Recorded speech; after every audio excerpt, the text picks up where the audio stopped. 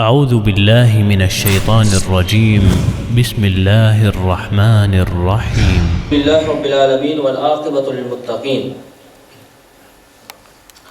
والصلاة والسلام على سيد الأنبياء والمرسلين وعلى آله وأصحابه ومن تبعهم بإحسان إلى يوم الدين.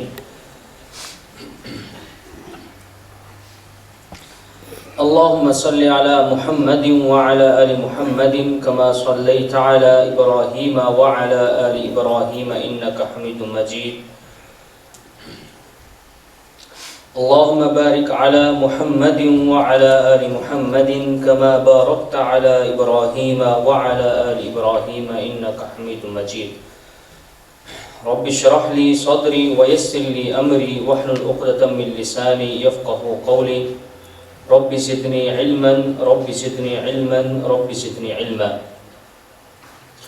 قال الله تعالى في القرآن المجيد والفرقان الحميد: قل تعالوا أتل ما حرم ربكم عليكم ألا تشركوا به شيئا وبالوالدين إحسانا ولا تقتلوا أولادكم من إملاق نحن نرزقكم وإياكم ولا تقربوا الفواحش ما ظهر منها وما بطن ولا تقتلوا النفس التي حرم الله إلا بالحق ذلكم وصاكم به لعلكم تعقلون. صدق اللہ العظیم. ہر قسم کی حمد و ثنا، تعریفات، تمحیدات اللہ رب العزت کے لیے خاص ہیں، اور لاکھوں کروڑوں درود و سلام ہو آقائے دو جہان سید الاولین والآخرین جناب محمد رسول اللہ صلی اللہ علیہ وسلم کی ذات گرامی پر. اللہ رب العزت نے انسانوں کی رہنمائی کے لیے 1,24,000 سے زائد پیغمبر بھیجے، اس لیے کہ انسان اور اللہ کا ربط، انسان کا اللہ کے ساتھ تعلق مضبوط ہو جائے. اللہ نے ان انبیاء کو بہت ساری نصیحتیں عنایت فرمائی تھیں. تمام انبیاء نے اپنے ماننے والوں کو وہ نصیحتیں جو اللہ رب العزت ان سے چاہتا تھا ہو بہو پہنچائیں، اس لیے تاکہ ہم ان نصیحتوں پر عمل کر کے یا جن باتوں کا اللہ نے حکم دیا ہے ان کو پایہ تکمیل پہنچا کر، اور جن کاموں سے روکا ہے ان سے رک کر اللہ رب العزت کی جنت کو ہم پا لیں. اور ایک مسلمان کا مقصد، ایک مسلمان کی زندگی کا منزل، زندگی کی منزل اس کی یہی ہوتی ہے کہ وہ اپنی زندگی میں اس طرح کے کام کرے کہ اللہ رب العزت کی رضا کا اور اس کی محبت اور شفقت کا وہ سبب بن جائے. ہر مسلمان یہ چاہتا ہے کہ جس ذات نے اسے پیدا کیا ہے، جس نے اس کو یہ زندگی عطا کی ہے، وہ اپنے اس رب کی ہر بات کو مان کر جو اس نے نعمتیں اور جنت تیار کر رکھی ہے اس کو وہ حاصل کرے. ہر ایک مسلمان کی یہ جد و جہد اور کوشش ہوتی ہے. جہاں پر اللہ رب العزت نے اپنے انبیاء کو انسان کی رہنمائی کے لیے، انسان کے لیے ایسا راستہ آسان کرنے کی کوشش کی ہے جو راستہ ایک مسلمان کو جہنم سے دور کرتا ہے اور جہنم کے قریب کرتا ہے. وہ راستہ کیا ہے؟ میں نے شروع میں سورۃ الانعام کی آیت نمبر 151 تلاوت کی ہے، اور اس آیت کے اندر اللہ رب العزت نے 5 نصیحتیں بیان کی ہیں، اور وہی آج کے درس کا موضوع ہے۔ ہر نبی اپنی امت کو اللہ کا پیغام پہنچاتا ہے، اس پیغام کی وجہ سے جو اللہ نے بذریعہ نبی لوگوں تک پہنچایا ہوتا ہے، لوگ اس پہ عمل کر کے جنت کو حاصل کرتے ہیں۔ اور وہ نصیحتیں کون سی ہے؟ اللہ رب العزت نے رسول اکرم صلی اللہ علیہ وسلم سے ارشاد فرمایا، قُلْ تَعَالَوْا أَتْلُ مَا حَرَّمَ رَبُّكُمْ عَلَيْكُمْ، آئیں اور آج میں آپ پر ایسی چیزوں کو پڑھتا ہوں، یا ایسی چیزوں کی میں خبر دیتا ہوں کہ جو اللہ رب العزت نے تمہارے لیے حرام قرار دے دی ہیں۔ ان میں سے سب سے پہلی چیز وہ شرک ہے۔ آج 25 دسمبر ہے، اور ہماری عیسائی برادری وہ آج کے دن کرسمس ڈے مناتی ہے، اور مسلمان میری کرسمس کہتے ہیں۔ یاد رکھیں کہ یہ میری کرسمس کہنا یہ عیسائیوں کی عقائد کی تصدیق ہے۔ عیسائی جب آپ اسے اس کی سیلیبریشن پہ، اس کے تہوار پہ جب آپ اس کو خوشخبری دیتے ہیں، تو علماء نے کہا ہے پس پردہ آپ اس کے عقیدے پر ایمان رکھ رہے ہیں۔ یعنی عیسائیوں کے ہاں عقیدہ یہ ہے کہ اس کائنات کو چلانے والے، عیسائیوں کے ہاں عقیدہ یہ ہے کہ کائنات کو اور دنیا کو چلانے والے 3 لوگ ہیں، لیکن مسلمانوں کے ہاں عقیدہ یہ پایا جاتا ہے کہ کائنات کو بنانے والا ایک اللہ ہے، کائنات کو چلانے والا ایک اللہ کے ساتھ کوئی اور شریک لم یلد ولم یولد ولم یکن لہ کفوا احد، اس کا کوئی ہمسر نہیں، اس کے ساتھ اس ملکیت کو، اس کائنات کو چلانے والا کوئی دوسرا نہیں، اس کے حکم میں کوئی دوسرا شخص شمار نہیں ہو سکتا، کوئی دوسرا شخص شریک نہیں ہو سکتا۔ یہ ایک مسلمان کا عقیدہ ہے۔ اس آیت کریمہ میں اللہ رب العزت نے سب سے پہلی جس چیز سے منع کیا ہے وہ شرک ہے۔ اللہ فرماتے ہیں اللہ تشرکوا بہ شیئا، کہ اللہ کے ساتھ کوئی چیز بھی شریک نہ ٹھہرائے۔ ایک ہوتا ہے اشتراک کامل، یعنی بہت ساری چیز کو آپ شریک ٹھہرا دیتے ہیں، مکس کر دیتے ہیں، لیکن اللہ نے اس آیت میں فرمایا ہے کہ کچھ بھی ذرہ برابر بھی اللہ کے ساتھ کسی کو شریک نہیں ٹھہرانا۔ اللہ کی ربوبیت میں، اللہ کی الوہیت میں، اللہ کی صفات کے اندر اللہ فرماتے ہیں کہ ذرہ برابر بھی اللہ کے ساتھ کسی کو اپنے شریک نہیں ٹھہرانا۔ بات سمجھ آ رہی ہے؟ فرمایا کہ اللہ تشرکوا بہ شیئا، یہ اللہ کی پہلی نصیحت ہے کہ اللہ کے ساتھ کسی کو شریک نہیں ٹھہرانا۔ بلکہ دوسری کئی جگہ پہ اللہ رب العزت نے اتنی سخت وعید بیان کی ہے۔ آج ہمارے ہاں غیر اللہ کو سجدہ کرنا معمولی بات ہے، غیر اللہ کے لیے قربانی دینا معمولی بات ہے۔ آج ہمارے ہاں غیر اللہ کے لیے کوئی چیز عنایت کرنا وہ غیر معمولی بات ہے۔ ہم سمجھتے ہیں کہ شاید اس کا تعلق ابھی ہے، اس کے بعد ختم ہو جائے گا، جیسے فلاں کی نیاز ابھی محرم کا مہینہ گزرا ہے، لوگ امام حسین علیہ السلام کے نام کی نیاز دیتے ہیں، غیر اللہ کے نام کی نیاز دیتے ہیں، غیر اللہ کے نام کی سبھی لگاتے ہیں۔ یہی اللہ کے ساتھ شریک ٹھہرانا ہے۔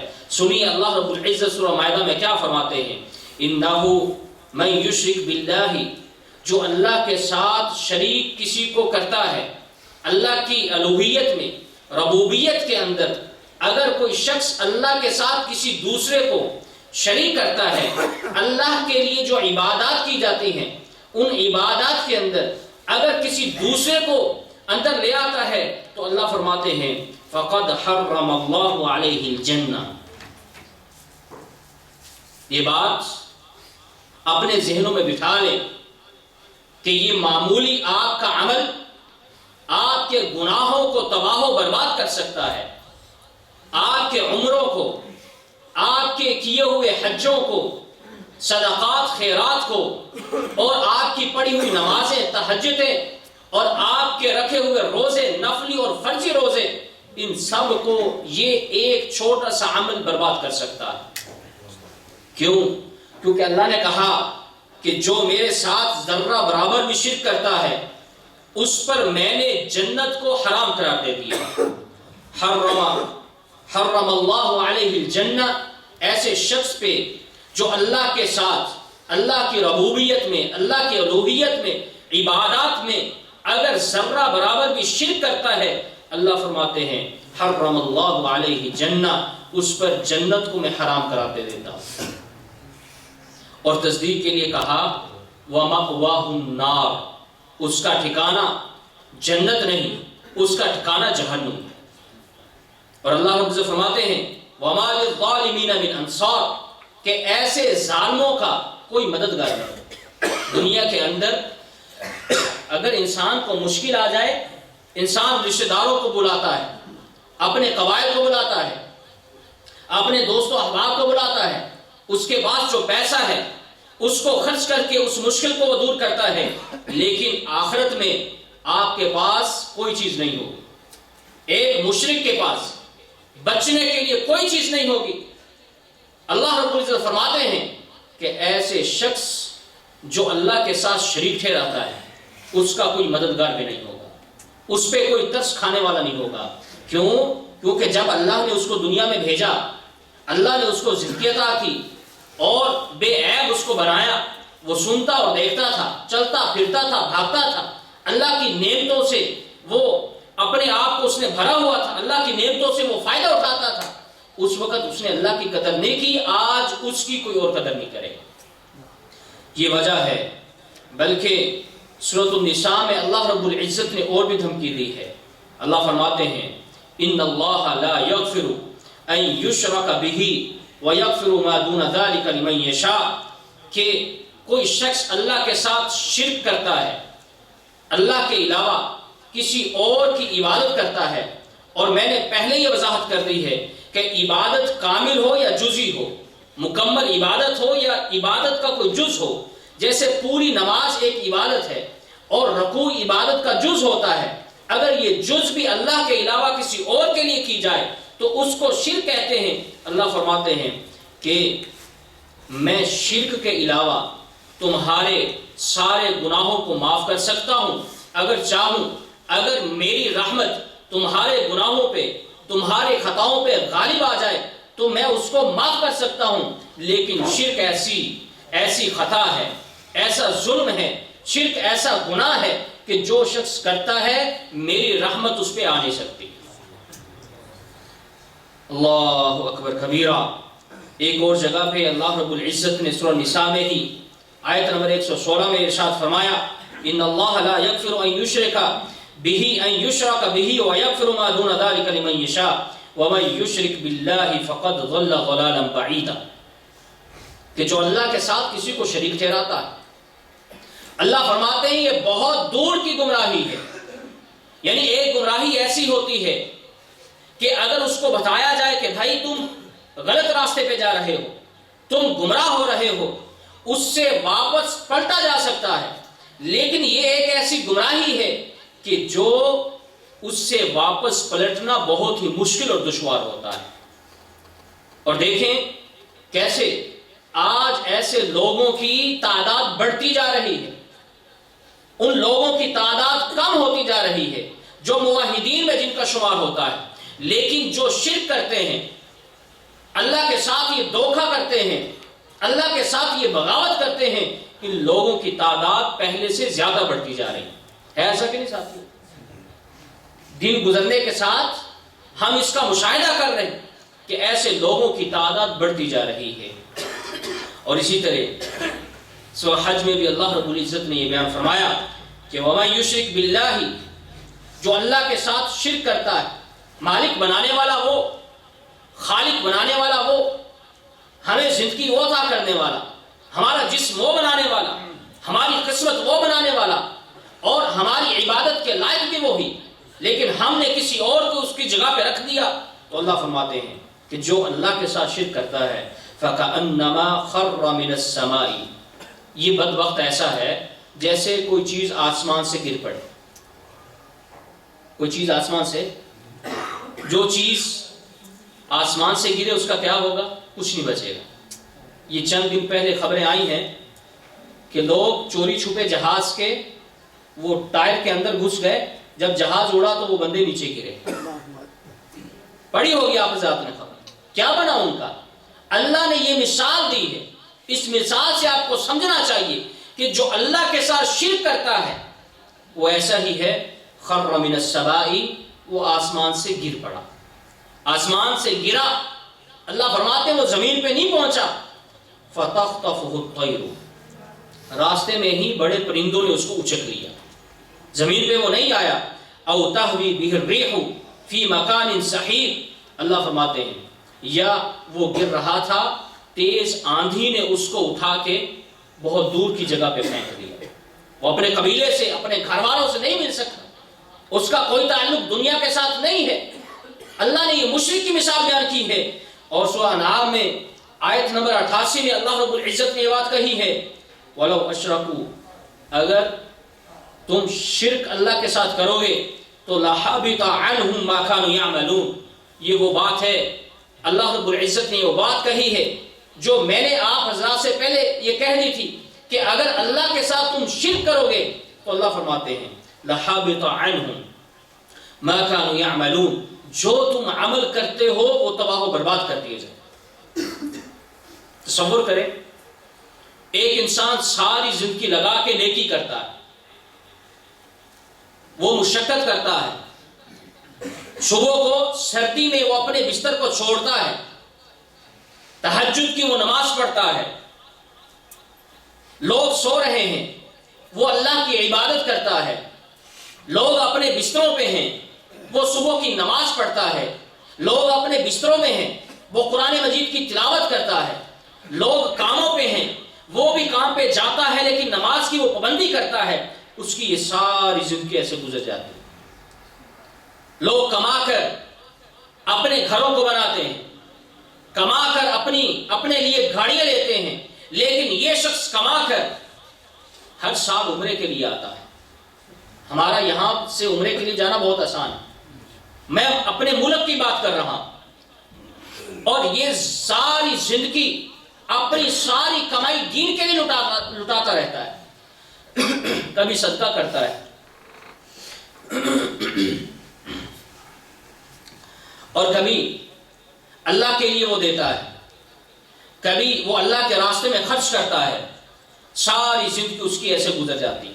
عمرہ اور حج کرنے کے اندر وہ کچھ نہیں بنا پاتا، لیکن اگر یہ شخص اللہ کے ساتھ ذرہ برابر بھی شرک کرتا ہے، جو کام اللہ کے لیے کرنا چاہیے وہ کسی اور کے لیے کرتا ہے، فرمایا کہ اس کے ہم سارے کے سارے اعمال برباد کر دیتے. کچھ نہیں ملا، ساری زندگی کمائی ہوئی ایسے ہی ہے کہ جیسا انسان ساری زندگی محنت مشقت کرے، محنت مشقت کرنے کے بعد اس کے پاس جمع پونجی ہو اور کوئی ڈاکو آئے اور اس سے وہ سب کچھ چھین کے لے جائے. اللہ فرماتے ہیں ایک اور جگہ پہ سورہ زمر میں وَلَقَدْ أُوحِيَ إِلَيْكَ وَإِلَى الَّذِينَ مِنْ قَبْلِكَ، کہ ہم نے یہ وحی آپ کی طرف اور آپ سے پہلے بھی کی تھی. لَإِنْ أَشْرَكْتَ لَيَحْبَطَنَّ عَمَلُكَ، اگر آپ شرک میں پڑ جائے،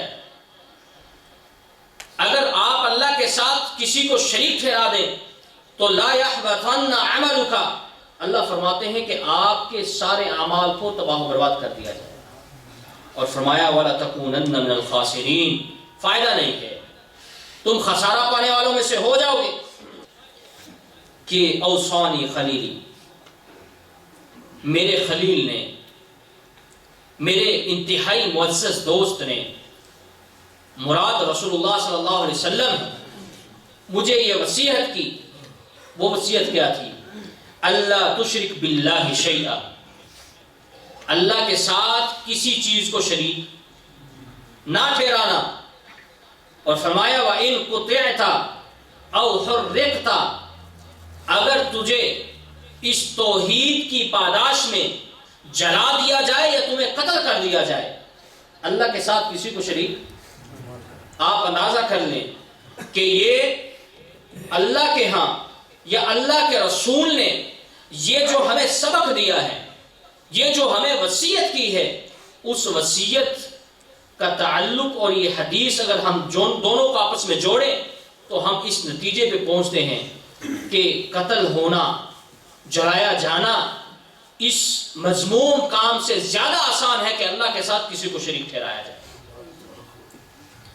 اللہ اکبر کبیرہ، انسان غلطی اور کوتاہی کرتا ہے، انسان سے خطائیں ہوتی ہیں، اللہ ان خطاؤں کو جھٹ سے معاف کر دیں گے، کیونکہ یہ خطائیں اللہ کے ساتھ بغاوت نہیں، اللہ کے ساتھ یہ بغاوت نہیں ہے، یہ چھوٹے موٹے گناہ اللہ معاف فرما دیتے ہیں، لیکن شرک ایک ایسا گناہ ہے جو اللہ نہیں معاف فرماتا۔ حدیث میں آتا ہے، مسند احمد کی روایت ہے، رسول اکرم صلی اللہ علیہ وسلم فرماتے ہیں، حضرت ابو ذر اس کے راوی ہیں اور حدیث قدسی ہے، آپ فرماتے ہیں کہ اللہ رب العزت نے فرمایا، یا ابن آدم لو عملت قراب الارض خطایا، اے ابن آدم، اے آدم کے بیٹے، تو اتنے گناہ اور خطا کر کے آئے کہ اگر تیری ان خطاؤں کو زمین پہ بکھیر دیا جائے تو اس خطاؤں سے یہ زمین بھر جائے، وَلَمْ تُشْرِكِي بِشَيْئًا، لیکن ان خطاؤں کے اندر میرے ساتھ شرک نہ ہو، اللہ فرماتے ہیں جَعَلْتُ لَكَ قُرَابَ الْأَرْضِ مَغْفِرَةً، تو جتنی تو گناہ لے کے آئے گا، جتنی تو مغفرت لے کے آئے گا، ان سب کو میں مٹا دوں گا۔ یعنی اگر انسان خطائیں اور گناہیں زمین بھر کر اللہ کے سامنے لے بھی جائے، لیکن اگر اس کے ان گناہوں میں شرک نہیں ہے تو اللہ رب العزت سارے گناہوں کو معاف کر دیں گے۔ یہ وہ پہلی نصیحت ہے سورۃ الانعام آیت نمبر 151 کے اندر جو اللہ رب العزت نے فرمائی ہے۔ اس کے بعد اللہ رب العزت نے دوسری نصیحت یہ فرمائی، وَبِالْوَالِدَيْنِ احسان، کہ اپنے والدین کے ساتھ احسان کرنا، اپنے والدین کا احترام کرنا، اپنے والدین کا خیال رکھنا۔ اللہ رب العزت نے اس کی بہت زیادہ وصیت کی ہے۔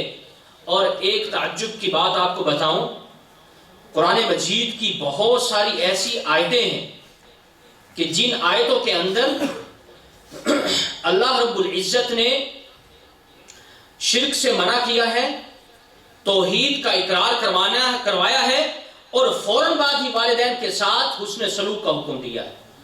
وہ آیتیں آپ کے سامنے ہیں، سورۃ البقرہ آیت نمبر 83، اللہ فرماتے ہیں وَإِذْ أَخَذْنَا مِيثَاقَ بَنِي إِسْرَائِيلَ لَا تَعْبُدُونَ إِلَّا اللَّهَ، جب ہم نے بنی اسرائیل سے یہ معاہدہ لیا، یہ عہد لیا کہ تم اللہ کے ساتھ کسی کو شریک نہیں ٹھہراؤ گے، آگے اللہ فرماتے ہیں وَبِالْوَالِدَيْنِ احسانا، اور اپنے والدین کے ساتھ تم احسان کرو گے۔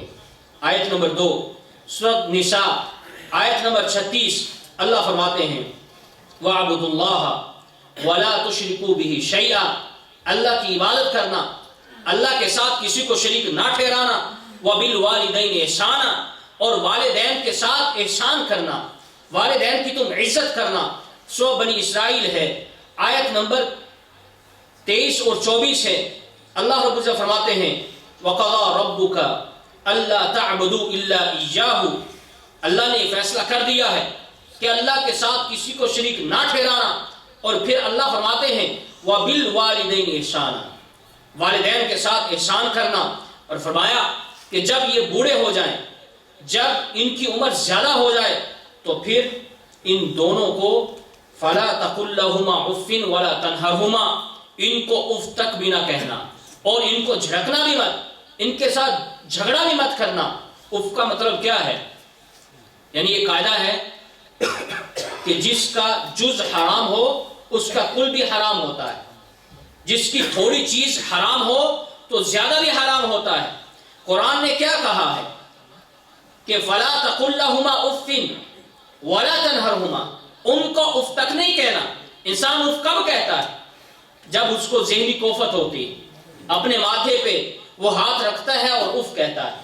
قرآن نے کہا ہے جہاں پر توحید کا اقرار کروایا ہے، شرک سے منع کیا ہے، وہیں پہ والدین کے ساتھ احسان کا حکم بھی دیا ہے۔ اور اگلی آیت میں اللہ رب العزت فرماتے ہیں وَاغْفِرْ لَهُمَا جَنَاحَ الذُّلِّ مِنَ الرَّحْمَةِ، اور ان کے لیے اپنے پہلو کو نیچے کر دینا ہے۔ آپ سے جو طلب کریں ان کی طلب کو مکمل کرنا ہے۔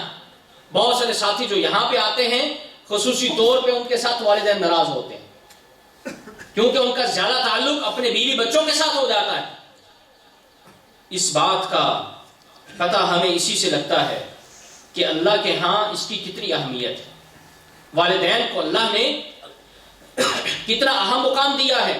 سورۃ الاحقاف میں اللہ رب العزت فرماتے ہیں ان الذین قالوا ربنا اللہ ثم استقاموا، جو لوگ یہ کہتے ہیں کہ اللہ ہمارا رب ہے اور یہ کہنے کے بعد اس پر ڈٹ جاتے ہیں، اس پہ کھڑے ہو جاتے ہیں، ان کو کوئی ہلانے والا نہیں، ان کو کوئی ڈگمگانے والا نہیں ہے، اس پہ ڈٹ جاتے ہیں۔ اللہ فرماتے ہیں قیامت والے دن فلا خوف علیہم ولا هم يحزنون، ان پہ نہ کوئی خوف ہوگا اور نہ وہ غمگین ہوں گے۔ جس دن بڑے بڑے بادشاہ، بڑے بڑے سرمایہ دار، بڑی طاقت والے جو دنیا کے اندر نہ سننا گوارا نہیں کرتے، اللہ کی بارگاہ میں ان کے منہ پر چپ لگی ہوگی، بول نہیں سکیں گے، اس دن اللہ فرماتے ہیں کہ ہمارا ڈر اور خوف ان لوگوں کو نہیں ہوگا، کیونکہ انہوں نے مجھے رب بنایا اور رب بنانے کے بعد اس پہ ڈٹ گئے۔ لوگ ان کو بھٹکاتے رہے، راستے سے ہٹاتے رہے اور دھمکیاں دیتے رہے، لیکن وہ باز نہیں آئے۔ اللہ فرماتے ہیں دنیا کے اندر یہ نہیں ڈرے تھے، آج بھی یہ نہیں ڈرے۔ اور یہیں پہ ذکر کرنے کے بعد اللہ نے فرمایا اولئک اصحاب الجنۃ خالدین فیہا، یہ جنت کے وارث ہیں اور یہ جنت کے اندر ہمیشہ رہیں گے۔ جزاء بما كانوا يعملون، یہ ان کو ہم نے جزا اس لیے دی ہے، ہم نے جنت اس لیے دی ہے کیونکہ ان کا عمل ہی بہت عظیم ہے، ان کا عمل بہت زیادہ بڑا ہے۔ اور اس توحید کا اقرار کروانے کے بعد اللہ کیا فرماتے ہیں وَوَصَّيْنَا الْإِنسَانَ بِوَالِدَيْهِ إِحْسَانًا، ہم نے انسان کو یہ وصیت کر دی، یہ تمہارے والدین ہیں، تم نے ان کا احترام کرنا، ان کے سامنے اونچی آواز سے نہیں بولنا ہے، ان کی بات کی قدر کرنی ہے، اور جب تم کوئی کام کرنے لگو تو ان سے مشورہ لینا ہے۔ عمومی طور پہ جب بچہ جوان ہو جاتا ہے وہ اپنی عقل کو عقل کل سمجھنا شروع ہو جاتا ہے اور سمجھتا ہے کہ میرے والدین بڈھے ہیں، ان کو کیا پتا، میں جس دور کے اندر زندگی گزار رہا ہوں یہ جدید دور ہے، میرے والدین کو اس دور کے بارے میں کیا علم ہے۔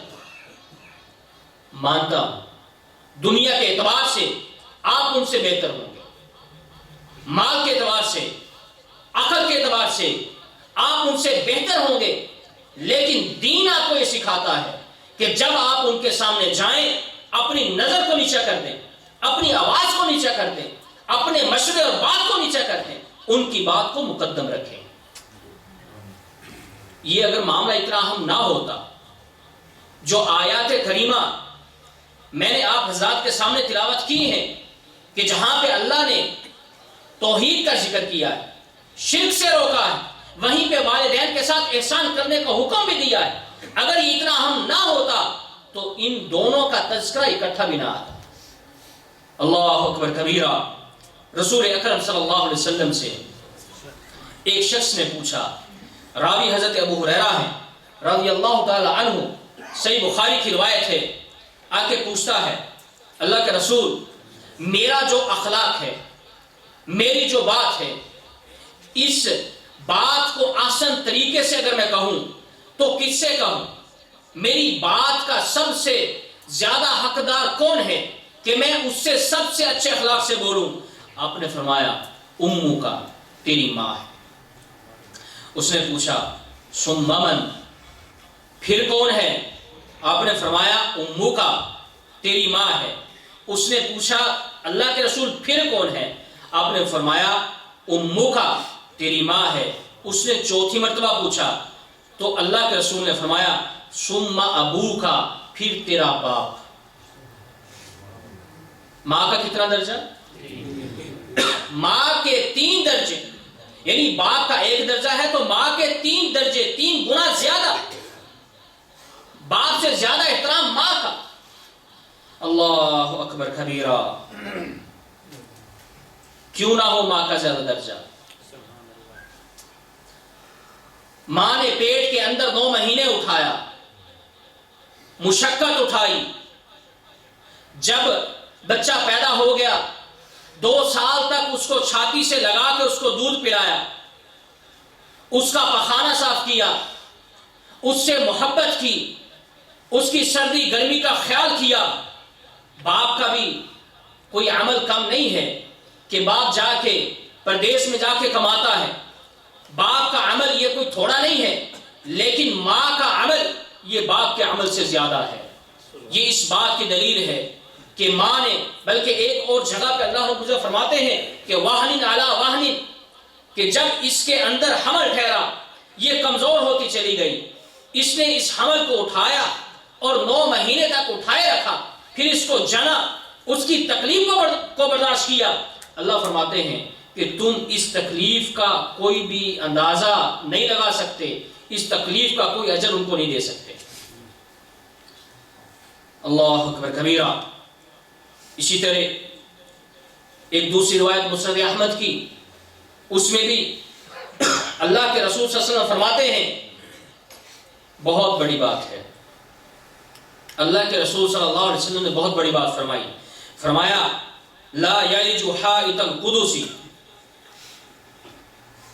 کہ یہ شخص جنت کے اندر داخل نہیں ہوں گے. جنت سب کو چاہیے؟ چاہیے کہ نہیں؟ جو نہیں بول رہے نہیں چاہیے، چاہیے جنت. تو سنیے اللہ کے رسول کیا فرماتے ہیں کہ یہ 3 بدبخت جنت کے اندر داخل نہیں ہوں گے. کون سے؟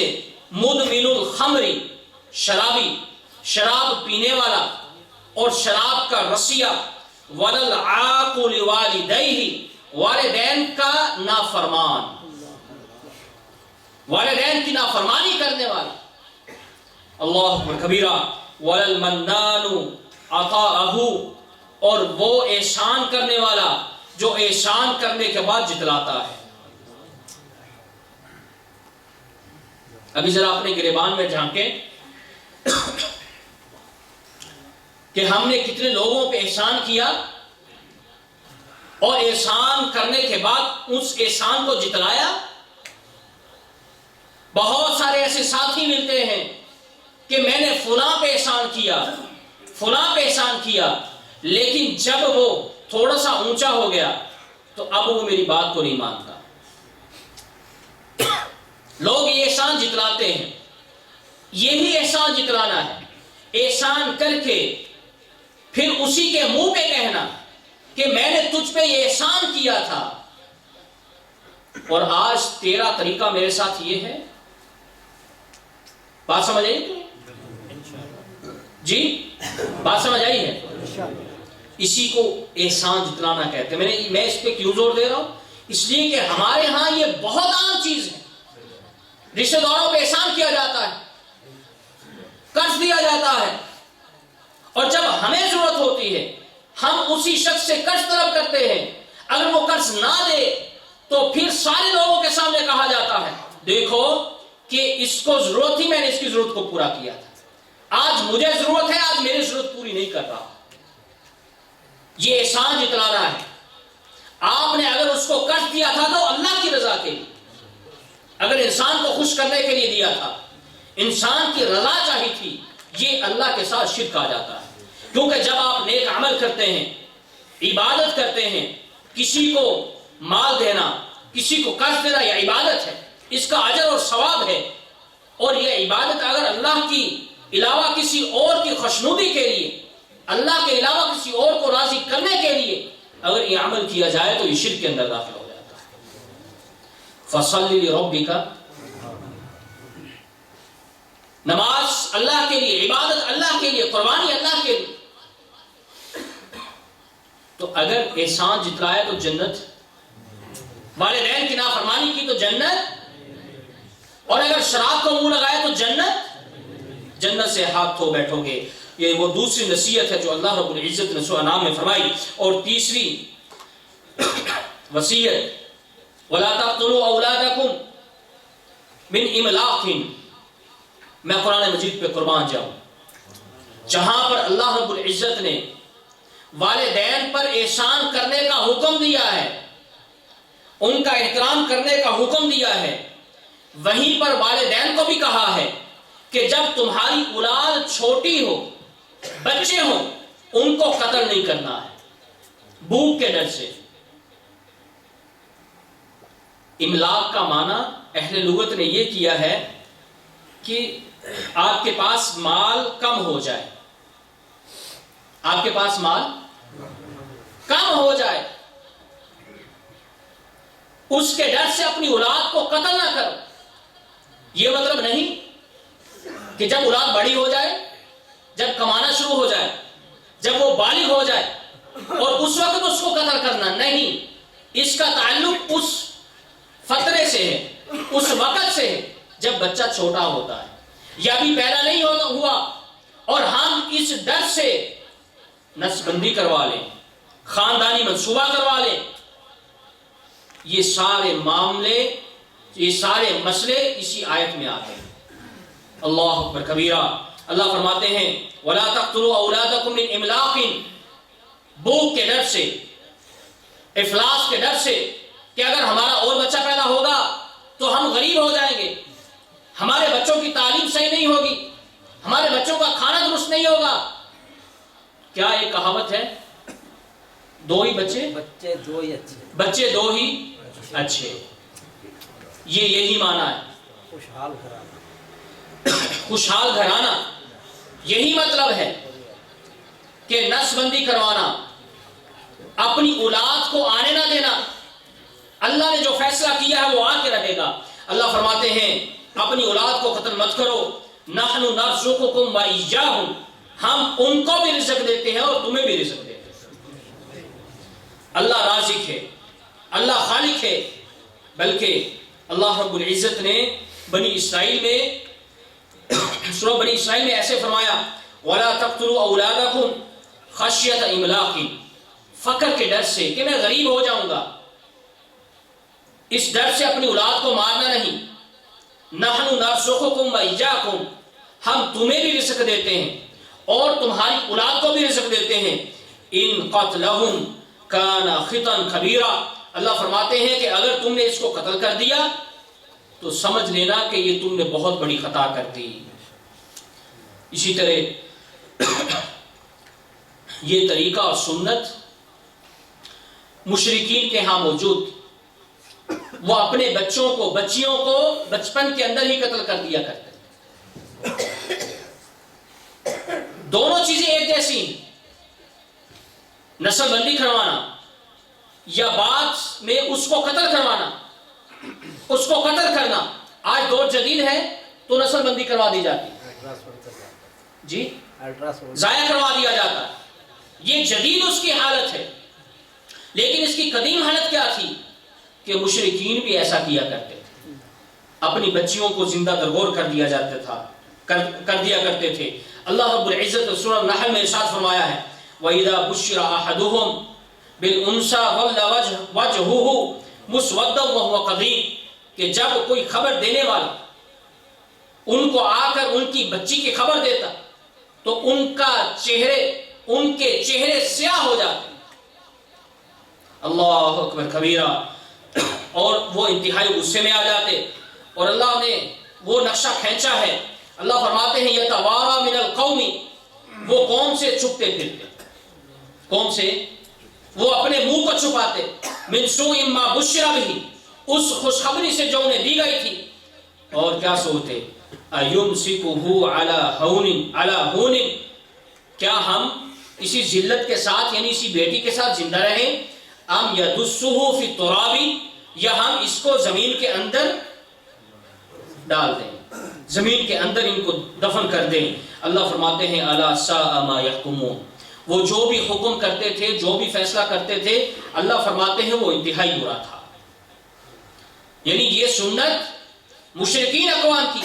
एक और जगह पे अल्लाह रब्बुल इज़्ज़त फरमाते हैं वइज़ा बुश्शिरा अहदुहुम बिमा ज़रब लिर्रहमानि मसला ज़ल्ल वजहुहु मुस्वद्दन व हुवा कज़ीम। जब इन्हें कोई शख्स आकर बच्चे की खुशखबरी देता, बच्ची की खुशखबरी देता, तो ये अंदर से कुढ़ते और गुस्से होते और कहते कि ये क्या मुसीबत हमारे अंदर आ गई, ये क्यों हमारे अंदर पैदा हो गई। और अल्लाह अकबर कबीरा। इसके अलावा अल्लाह रब्बुल इज़्ज़त ने एक और मुकाम पे सूरह अनआम में ही आयत नंबर 6 में अल्लाह रब्बुल इज़्ज़त ने ये फरमाया है कि जिन बुतों के लिए, जिन लोगों के लिए ये अपने बच्चों को कुर्बान करते हैं, उन्होंने इनको धोखे में रखा हुआ है कि अगर हमारे लिए तुम इनको कुर्बान करोगे तो तुम्हें बहुत अजीम अजर मिलेगा। अल्लाह फरमाते हैं कि इन लोगों ने इनको भटका दिया है। वलो शाअल्लाहु मा फ़अलूहु फ़ज़रहुम वमा यफ्तरून। ये लोगों का अपना बनाया हुआ ये काम है, अपनी बनाई हुई सुन्नत है, इसका हमारे साथ कोई ताल्लुक नहीं। अल्लाह अकबर कबीरा। रसूल अकरम सल्लल्लाहु अलैहि वसल्लम से एक मरतबा एक शख्स ने पूछा अय्यु ज़ंबि आज़म इंदल्लाह, अल्लाह के रसूल सबसे बड़ा गुनाह कौन सा है, सबसे अजीम गुनाह कौन सा है। अल्लाह के रसूल सल्लल्लाहु अलैहि वसल्लम फरमाते हैं अन तजअल लिल्लाहि निद्दन व हुवा खलक़क। जवाब भी दी और दलील भी दी। जवाब क्या दिया कि अल्लाह के साथ किसी को शरीक नहीं ठहराना। दलील क्या दी, व हुवा खलक़क, क्योंकि उसने तुझे पैदा किया।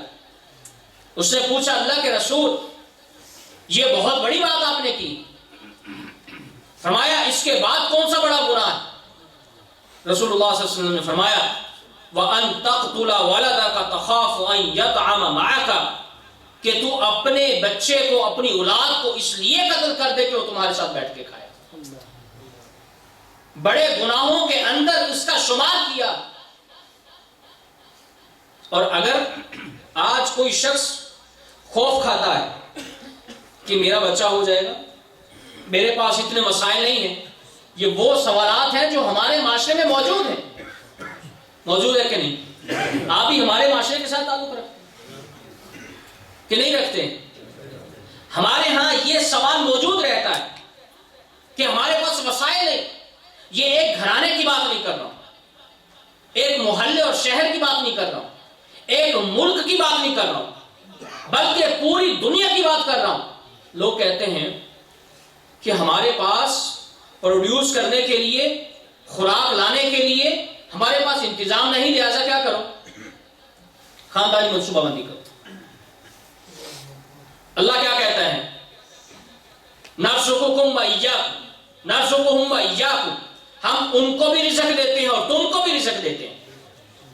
और इसका मुशाहिदा, मैं कुर्बान जाऊं, इसका मुशाहिदा मैंने अपनी आंखों से किया है। अगर आप भी गौर करेंगे, आप भी मुझसे इत्तिफाक करेंगे, क्या भला आज से 30-40 साल पहले गांव के अंदर वो फैसिलिटी नहीं थी जो अब मौजूद है। आज से 30-40 साल पहले गांव के लोग पेट भर के खाना नहीं खा सकते थे, आज खा रहे हैं। आबादी बढ़ती जा रही है। अल्लाह रब्बुल इज्जत ने इतनी समझ और बूझ दे दी, लोगों ने मशीनें बना ली। गंदम को काटने के लिए जो मशीन है, पहले लोग काटा करते थे, महीनों उसके लिए चाहिए थे, अब दिनों के अंदर यह काम हो रहा। और स्टोर करने के बड़े गोदाम और उसका फार्मूला, नुस्खा लोगों के पास मौजूद। इंसान कमजोर है, इंसान ज़ाहरी असबाब को देखता है, अल्लाह बातिनी असबाब को देखता है। हम ज़ाहरी असबाब को देखते हैं कि हमारे पास कुछ नहीं, मेरी औलाद आएगी, मैं कहां से खिलाऊंगा, मेरी इतनी तनख्वाह नहीं है, मैं कहां से उनको लाके खिलाऊंगा। अल्लाह कहते हैं रिज़्क़ का जिम्मा हमारे, रिज़्क़ हमने तुमको देना। बल्कि एक मैं आर्टिकल पढ़ रहा था, उसके अंदर बरतानिया में आज से 100 साल पहले एक शख्स ने एक दावा किया कि अगर आपने जनरेशन कंट्रोल ना की तो एक दिन आएगा برطانیہ کے اندر کھانا پینا ختم ہو جائے گا. اس دعوے کو 100 سال گزر گئے، لیکن آج کی حالت یہ ثابت کرتی ہے کہ وہ اپنے دعوے میں جھوٹا تھا. آج لوگوں کے پاس زیادہ ہے، کھانے کے لیے، پینے کے لیے، پہننے کے لیے. کہاں سے ہے یہ سب کچھ؟ اللہ نے دیا. اللہ باطن چیزوں کو جانتا ہے. اللہ کو علم ہے کہ میں جس کو دنیا میں بھیج رہا ہوں اس کی خوراک کا بندوبست مجھے کرنا ہے، اور کہاں سے کرنا ہے سارا اللہ کے علم. اس لیے انسان کو اس کے بارے میں فکر نہیں کرنی چاہیے. انسان کو فکر کس کے بارے میں کرنی چاہیے؟ عبادت کے بارے میں. مقصد اور منزل یہ ہو، یہ اللہ کی زمین، اللہ نے، رسول اللہ صلی اللہ علیہ وسلم نے یہ ساری زمین مسجد بنائی. اس زمین کا نظام آپ کے ہاتھ میں.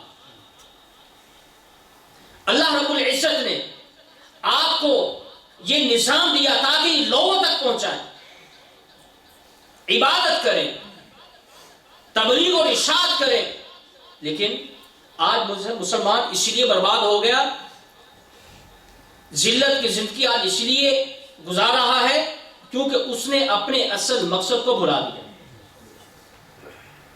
اللہ اکبر کبیرہ. بہرحال بات دوسری طرف نکل گئی.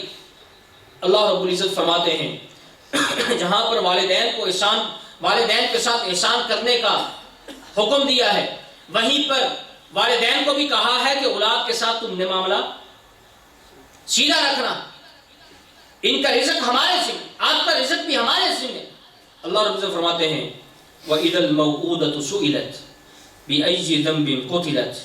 قیامت والے دن سوال کیا جائے زندہ درگور کی جانے والی بچی سے، بِأَيِّ ذَنبٍ قُتِلَتْ، کس گناہ کی پاداش میں، کس گناہ کے عوض تمہیں دفنایا گیا تھا، کون سا گناہ کیا تھا. اگر آج بھی کوئی شخص ابارشن کرواتا ہے تو وہ بچی بھی قیامت والے دن اس سے کس سبب اسے قتل کیا گیا؟ رزق کے ڈر سے، معاشرے کے ڈر سے. ہمارے ہاں آج ایسے بدبخت موجود ہیں، 5ویں بیٹی پیدا ہوئی، بیٹی کا گلا گھونٹ دیا. ایک اور گھر کو جانتا ہوں، 6ٹھی بیٹی پیدا ہوئی، بیوی کو طلاق دے دی، گھر سے نکال دیا. یہی مطلب ہے. اور یاد رکھیں، میں اس شرک کو بھی، اس مسئلے کو بھی شرک کے ساتھ جوڑتا ہوں. سیدھی سی بات ہے، کیونکہ جب انسان کا، ایک مسلمان کا عقیدہ اللہ پہ کمزور ہو جائے، هو الرزاق ذو القوة المتین، جب ہمارا عقیدہ اللہ پہ کمزور ہو جائے کہ اللہ رزق ہمیں نہیں دے سکتا ہے، تو یہ شرک کے زمرے میں آ جاتا ہے.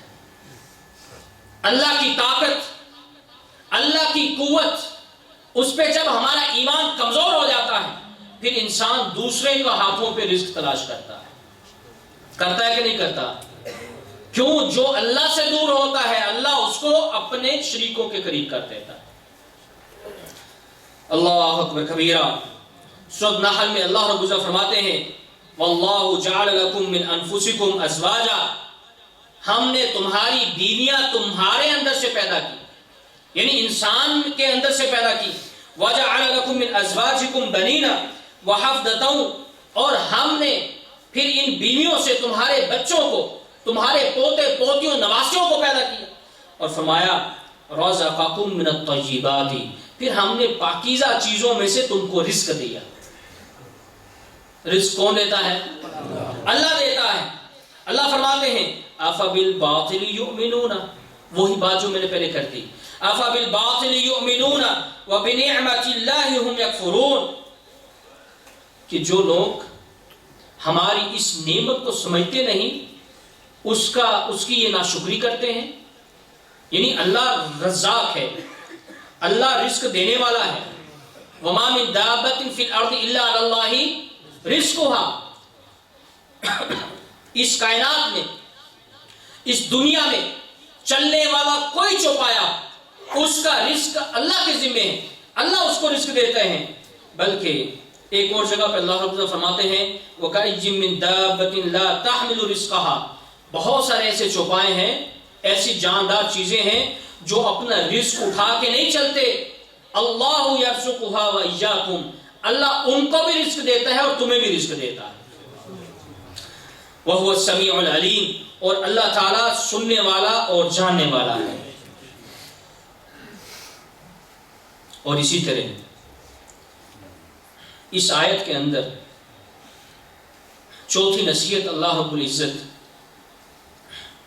فحاشی کے بارے میں کرتے ہیں کہ فحاشی کے قریب مت جانا۔ وقت کم ہے، نصیحتیں 2 رہ گئی، میں کوشش کرتا ہوں کہ اختصار کے ساتھ آپ حضرات کے سامنے رکھیں۔ اللہ فرماتے ہیں وَلَا تَقْرَبُوا الْفَوَاحِشَ مَا ظَهَرَ مِنْهَا وَمَا بَطَنَ، ظاہری اور پوشیدہ فحش چیزوں کے آپ نے قریب نہیں جانا، ظاہری اور باطنی فحش چیزوں کے آپ نے قریب نہیں جانا۔ اب فحش چیز ہے کیا؟ سوال یہ پیدا ہوتا ہے فحش چیز ہے کیا؟ فحش، ہر وہ چیز فحش ہوتی ہے جو انسان کو اللہ سے دور کر کے شیطان کے قریب لے جاتی ہے۔ اب دیکھ لیں وہ کون کون سی چیزیں۔ یہ گانا اور فلم اور ڈرامے، یہ تو بہت اونچی چیزیں ہیں جو اللہ سے دور ہونے کا سبب بنتی ہیں، لیکن چھوٹی چھوٹی چیزیں، فحش گفتگو کرنا، فضول گفتگو کرنا، یہ ساری فحش میں آتا ہے۔ اللہ رب العزت قرآن مجید میں دوسری جگہ پہ ارشاد فرماتے ہیں سورہ نحل آیت نمبر 90 میں ان اللہ یأمرکم بالعدل والاحسان۔ یہ 2 آیتیں میں آپ حضرات کے سامنے رکھتا ہوں، ان کو ذرا غور سے سننا کہ اللہ تمہیں کس چیز کا حکم دیتا ہے اور شیطان تمہیں کس چیز کا حکم دیتا ہے۔ فیصلہ آپ کے ہاتھ، گیند آپ کے کورٹ میں ہے۔ اللہ فرماتے ہیں ان اللہ یأمرکم بالعدل، اللہ تمہیں عدل، انصاف کرنے کا حکم دیتا ہے، والاحسان، اور احسان کرنے کا حکم دیتا ہے، وایتاء ذی القربى، اور قریبیوں کو کے ساتھ اچھا رہن سہن، ان کا خیال کرنے کا حکم دیتا ہے، وینہی عن الفحشاء والمنکر، تمہیں فحش چیزوں سے اور منکر چیزوں سے روکتا ہے۔ اللہ نے دونوں کا علیحدہ ذکر کیا، فحش اور منکر۔ یاد رکھیں سب سے پہلے انسان منکرات میں پڑتا ہے۔ منکر کیا چیز ہے؟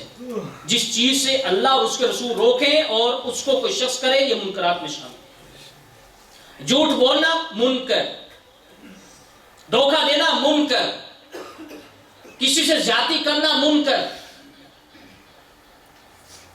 کسی کو دھوکے سے مال بیچنا یہ بھی منکر، اپنی ڈیوٹی کے اندر خیانت کرنا منکر، حسد اور کینہ بغض رکھنا یہ بھی منکر، چغلی غیبت کرنا، لڑانا آپس میں، قطع تعلقی کرنا یہ بھی منکر۔ جب انسان ان منکرات میں پڑتا ہے تو پھر انسان فحشات میں چلا جاتا ہے۔ اللہ اکبر کبیرہ۔ اللہ فرماتے ہیں یعظکم لعلکم تذکرون، اللہ کیا فرماتا ہے کہ ان چیزوں کا میں تمہیں نصیحت کرتا ہوں اگر تم نصیحت پکڑنے کے قابل ہو جاؤ۔ یہ میری تمہارے لیے نصیحت ہے، جنت کا اصول چاہیے، یہ آیت جنت کے اصول کا طریقہ ہے، یہ وہ راستہ ہے، یہی آیت آپ کو جنت میں لے جا سکتی۔ اللہ اکبر کبیرہ۔ اور سورہ نور میں شیطان آپ سے کیا چاہتا ہے، اللہ رب العزت نے اس کو ذکر کیا ہے۔ سورہ نحل میں اللہ کیا چاہتا ہے اس کا ذکر، اور سورہ نور کے اندر آیت نمبر 21 اس میں شیطان آپ سے کیا چاہتا ہے۔ اللہ رب العزت فرماتے ہیں یا ایھا الذین آمنوا لا تتبعوا خطوات الشیطان، شیطان کی پیروی نہ کرو، اللہ اور اس کے رسول کی پیروی۔ کس کی پیروی ہے؟ آپ سے سننا چاہتا ہوں، کس کی پیروی ہے؟ اتباع اللہ اور اس کے رسول۔ اللہ اور اس کے رسول کے علاوہ اگر کسی اور کی اتباع ہے تو وہ شیطان کی اتباع کی طرف لے جاتی ہے۔ پچھلے 10 میں نے وہ حدیث بیان کی تھی، وہ خط والی، اللہ کے رسول نے سیدھا خط کھینچا صلی اللہ علیہ وسلم، اور باقی ٹیڑھے خط کھینچے، کہا یہ سیدھا راستہ میرا، سیدھا خط میرا راستہ، اور یہ جو ٹیڑھے میڑے ہیں اس کے ہر کونے پہ شیطان بیٹھا ہوا وہ اپنی طرف بلا رہا ہے۔ یہ حدیث میں نے بیان کی تھی۔ اللہ فرماتے ہیں یا ایھا الذین آمنوا، ایمان والے اگر ہو، خطاب تم سے، سننے والے تم ہو، بولنے والا اللہ ہے۔ ایمان والے لوگوں، لا تتبعوا خطوات الشیطان، شیطان کے راستے کی پیروی نہ کرو۔ کیوں نہ کرے اللہ؟ اللہ فرماتے ہیں وَمَن يَتَّبِعْ خُطُوَاتِ الشَّيْطَانِ، جو اس شیطان مردود کی پیروی کرتا ہے، فَإِنَّهُ، پس بے شک شیطان اس کو، يَأْمُرُ بِالْفَحْشَاءِ وَالْمُنکَرِ، فحش اور منکر کام کرنے کا حکم دیتا ہے۔ کون؟ شیطان۔ اور اللہ کیا حکم دیتا ہے؟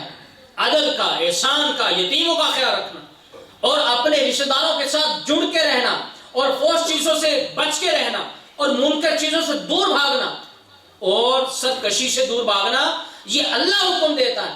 شیطان تو تم کو پھنساتا ہے کیونکہ اس نے اللہ سے وعدہ کیا ہوا۔ اگر کسی کی وجہ سے آپ کو کوئی دکھ پہنچے تو آپ اس کے ساتھ اپنا بدلہ لینے کے لیے ہر وقت ہماتن گوش رہتے ہیں۔ آپ کی وجہ سے شیطان کو جنت سے نکالا، پھر اس نے کیا ٹھانی کہ میں بھی اس کو جنت سے نکال کے دکھاؤں گا اور تیرے بندوں کو گمراہ کر کے دکھاؤں گا، وہ آج یہ کام کر رہا ہے۔ ایک اور جگہ پہ اللہ رب العزت فرماتے ہیں سورہ بقرہ میں انما یأمرکم بالسوء والفحشاء، شیطان تمہیں برائی کا اور فحش کاموں کا حکم دیتا ہے۔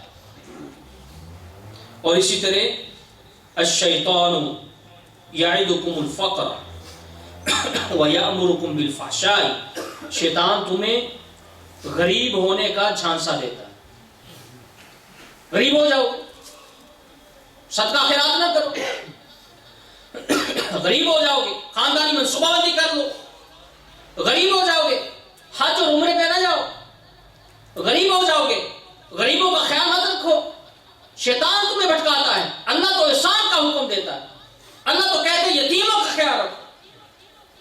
یہ جو دولت اللہ نے دی ہے یہ اللہ رب العزت کی ہے، ہو سکتا ہے اللہ نے تمہیں ان غریبوں کے لیے دی ہو، ان یتیموں اور مساکین کے لیے دی ہو۔ ایک فقیر نے کیا خوب کہا، کسی گاڑی والے سے مانگا اس نے، تو اس نے کہا چل چل پیچھے ہٹ، تجھے کچھ نہیں ملے گا۔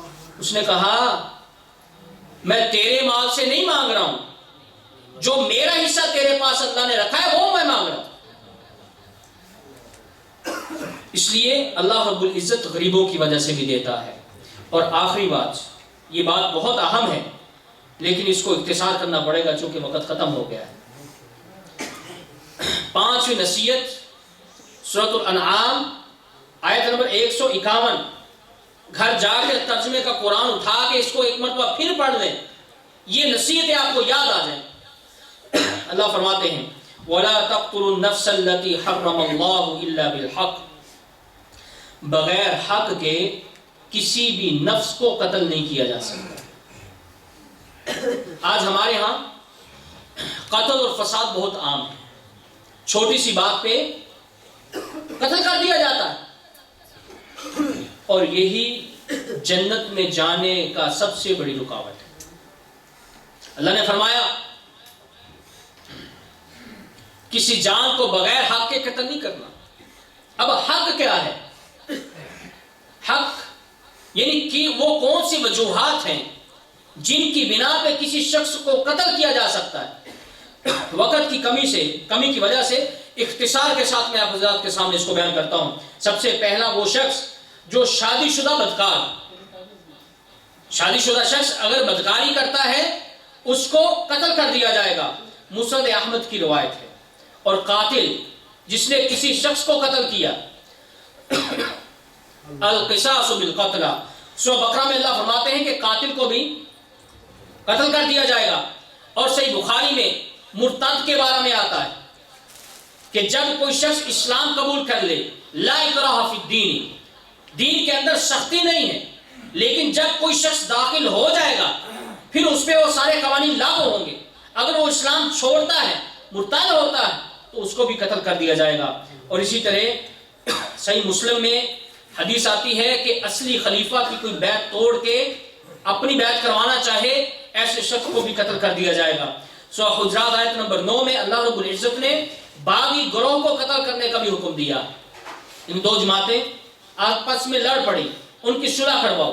ایک جماعت مان گئی، دوسری نہیں مانتی، وہ لڑائی جھگڑے کے لیے، قتل و غارت کے لیے تیار بیٹھی. فرمایا آپ اس کے ساتھ جنگ کرو. ایسے لوگوں کو بھی قتل کر دیا جائے گا. اور ایسے لوگوں کو بھی قتل کر دیا جائے گا جو مسلمانوں کے اندر دہشت گردی پھیلاتے ہیں، خوف و ہراس پھیلاتے ہیں، فتنہ و فساد پھیلاتے ہیں. آیت سورۃ المائدہ آیت نمبر 33 میں اللہ رب العزت نے ایسے لوگوں کا قلع کما کرنے کا حکم دیا. اور اسی طرح شاتم رسول ہے، رسول اللہ صلی اللہ علیہ وسلم کو گالی دینے والا. ابو داؤد میں اس کی دلیل موجود ہے. جادوگر کو بھی قتل کر دیا جائے گا. یہ مسند احمد کے اندر روایت ہے، بہقی میں بھی. اور اسی طرح محرم عورت کے ساتھ نکاح کرے یا بدکاری کرے. محرم رشتے جانتے ہیں؟ جانتے ہیں؟ کون نہیں جانتا؟ آپ نہیں جانتے؟ ماں، یہ محرم رشتہ. بیٹی، بہن، بھتیجی، بھانجی، یہ سارے محرم رشتے ہیں. نواسی اور اسی طرح جو ہے وہ پوتی، یہ سارے محرم رشتے ہیں. ان کے ساتھ اگر کوئی شخص بدفعلی کرتا ہے یا ان کے ساتھ بدکاری کرتا ہے تو اس کو بھی قتل کر دیا جائے گا. ابو داؤد، نسائی، ترمذی میں یہ روایت موجود ہے. وقت نہیں بنا اس کو میں پیش کرتا. اسی طرح اغلام بازی کرنے والے کو بھی قتل کر دیا جائے گا. جو قوم لوط کام کرتی تھی، اگر کوئی شخص وہ کام کرتا ہے تو اس کو بھی قتل کر دیا جائے گا. اور اسی طرح چوپائی سے بھی بدکاری کرنے والے کو بھی قتل کر دیا جائے گا. یہ بھی ابو داؤد کی روایت ہے. اللہ اکبر کبیرہ. لیکن ایک بات یاد رکھیں کہ ایسے لوگوں کو قتل کرنا فردن نہیں، فردن جائز نہیں ہے. یہ ذمہ داری حکومت کی اور ریاست کی. آپ کی ذمہ داری نہیں ہے کہ کوئی شخص اٹھے اور کہے کہ میں ان کو قتل کر دوں. یہ حکومت کی ذمہ داری، قانون کے اندر رہ کے ان کو سزا ملے گی. اور اسی طرح اللہ اکبر کبیرہ، اللہ رب العزت نے قرآن مجید میں ارشاد فرمایا وَمَن يَقْتُلْ مُؤْمِنًا مُتَعَمِّدًا، کسی شخص نے اگر کسی مومن کو جان بوجھ کر، اس کا کوئی قصور نہیں تھا، قتل کیا. یہ جو چیزیں میں نے پہلے بیان کی تھیں ان میں سے یہ کوئی عمل اس نے نہیں کیا. وہ مرتد نہیں ہوا، بدفعلی نہیں کی، اس نے زنا نہیں کیا، اس نے کسی کو قتل نہیں کیا، مرتد نہیں ہوا، باغی گروہ کے اندر شامل نہیں، مسلمانوں کے اندر فساد نہیں پھیلاتا. ایسا شخص، ایسا مومن اگر کوئی شخص اس کو قتل کرتا ہے، سن لیجئے، فجزاؤہ، دنیا کے اندر تو اس کی سزا جو ہے سو ہے، لیکن آخرت میں اس کو کیا سزا ملے گی؟ فجزاؤہ جہنم، جہنم اس کو سزا ملے گی. خالدن فیہا، مسئلہ یہ نہیں جہنم کی سزا، یعنی جہنم میں سزا ملے اور انسان کو بعد میں نکال دیا جائے، جنت بھیج دیا جائے، سب بھول جائے. جنت کی اتنی نعمتیں، جب جنت میں جائے گا سب بھول جائے گا. دنیا میں اگر ہم دیکھیں، ہم پہ مصیبت آئے، ہم پریشان ہو، لیکن پریشانی کے بعد اگر ہمیں کوئی خوشخبری آ جائے تو ہم پریشانی کو بھول جاتے ہیں. اسی طرح جہنمی جب جنت میں جائیں گے، بالآخر ان کو نکال کے جنت میں ڈالا جائے گا تو پھر وہ اپنی اس پریشانی کو بھول جائیں گے. لیکن یہ قاتل جس نے معصوم مومن کو قتل کیا، اللہ فرماتے ہیں اس کی جزا پہلی بات جہنم ہے. خالدن فیہا، خالدن اس کے اندر ہمیشہ رہے گا. وغضب اللہ علیہ ولعنہ، اللہ فرماتے ہیں اس پہ ہمارا غضب بھی ہے، ہماری لعنت بھی اس پہ. اور فرمایا وَأَعَدَّ لَهُ عَذَابًا عَظِيمًا، ہم نے ایسے قاتل اور بدبخت کے لیے بہت بڑا عذاب تیار کر رکھا. اب اپنے معاشرے میں دیکھیں کتنے مومنین کو شہید کر دیا گیا. یہ کل کی خبر ہے، کل کی خبر ہے. مومن شہید کر دیا گیا. کس لیے؟ صرف اس نے یہی کہا کہ جو کچھ تم آج کر رہے ہو یہ بدعت ہے، اس کو کرنا درست نہیں ہے۔ ایک مومن کو اس کا کوئی قصور نہیں، صرف اس کا قصور یہ ہے اسے لوگوں کو سنت کی طرف بلایا، لوگوں کو بدعت سے باز رکھنے کا کہا، بندوق اٹھائی گولی مار دی۔ یہ مت سمجھو کہ ایسا قاتل وہ جنت میں جائے گا، نہیں، وہ جنت میں نہیں جائے گا، جہنم میں جائے گا اور اس میں ہمیشہ ہمیشہ رہے گا۔ میں اللہ رب العزت سے دعا کرتا ہوں کہ اللہ رب العزت ہمیں ایمان والی زندگی عطا فرمائے، اور جو کچھ سنا ہے سنایا ہے اس پر مجھ سمیت آپ کو عمل کرنے کی توفیق عطا فرمائے۔ باخر دعوانا الحمدللہ۔